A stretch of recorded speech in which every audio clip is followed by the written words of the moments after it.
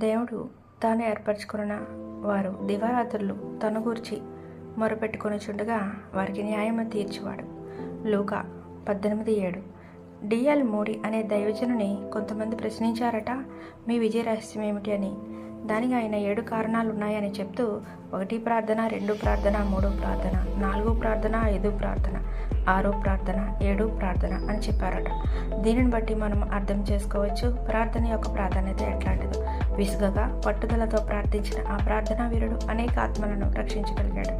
లూకా సువార్త 18:1-7 చూస్తే యేసుప్రభు వారు ఒక ఉపమానం చెప్పారు అని మనకి కనిపిస్తుంది. ఒక న్యాయాధిపతి ఉన్నాడు. అతడు అన్యాయస్తుడు. అతడికి దేవుడు అంటే భయం లేదు, మనుషులంటే లెక్కలేదు.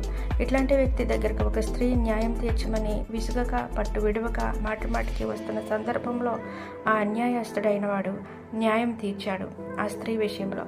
మరి మనము దేని నిమిత్తం ప్రార్థిస్తున్నామో దానిని పొందుకునే వరకు ప్రార్థించాలి. మనం కొద్ది రోజులు ప్రార్థించి విసిగిపోతాము. అయితే ఒక విషయం అర్థం చేసుకోవాలి, విసుగగా పట్టుదలతో మనం దేని నిమిత్తం అయితే ప్రార్థిస్తున్నామో దేవుడు దానిని మన కోసం సిద్ధపరిచే సమయంలో విసిగిపోయి ఇక మన ప్రార్థనకు సమాధానం రాదు అనుకుని ప్రార్థించడం మానేస్తాం. అందుకే అనేక ప్రార్థనలకు ప్రతిఫలాలను పొందలేకపోతున్నాము. విసిగిపోవద్దు. ఆయన ఆలస్యం చేస్తాడే కానీ అలక్ష్యము చేయడు. ఆ ఆలస్యంలో కూడా ఒక మేలు దాగి ఉంది అనే విషయం మర్చిపోవద్దు.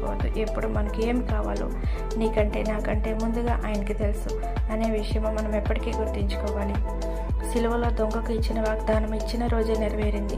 అబ్రహాముకి ఇచ్చిన వాగ్దానము నెరవేరడానికి 25 సంవత్సరాలు పట్టింది.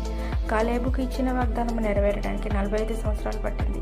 తగిన సమయమందు ఆయన తప్పక అనుగ్రహిస్తాడు. అయితే పొందుకునే వరకు విసుగగా పట్టుదలతో ప్రార్థించాలి. ప్రార్థించు, ప్రతిఫలాన్ని అనుభవించు. అట్టి కృప దేవుడు మనకు అనుగ్రహించునుగాక. Amen, amen, amen.